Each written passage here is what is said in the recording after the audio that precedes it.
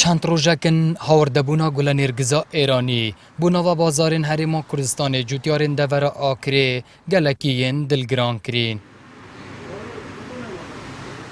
مام عیسی جوتیار گنده شوشیل آکره نرگزین وی چند روزکن به تمامیین پیگشتین لیتو جهک نینجه بکریتو برنگه کی به بازاریا کتی پیشیوانا کو ایدی او هزرا خوش لادانا وی کاریب کن. أنا تقريبا 20 سالة أم شغل نرجزت كاين وبارفي وقتي دكاندار تلفون کرد جارا کدی بجم یعنی نرگس 1500 و 2000 نتو تخاره افرو که امی تلفونی بود که ید بشتی بو من ناینن بو چه ناینین بو پاروی وقتی گرام بین تا تلفون آمد کرد برا نرگس آل ایران اتید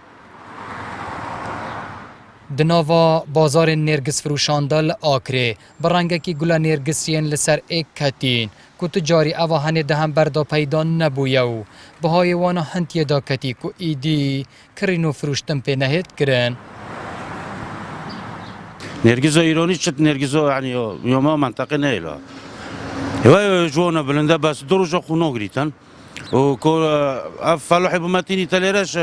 ما برینو که دستک 2000 لیت کرن دونه و لیت کرن اب خدا ورویتی تنامینش 500 و 600 چنگیو در نو کبیتن. لسر هاوردبونا گل نرگزا ایرانیو دا کتنا بهای نرگزا خومالی آلین شولج دن دیار کرن کو یا چه بویی یا دیرج خواسته که وانو به هر آوایی او جی دنگ خود دن پال دنگ جوتیاران.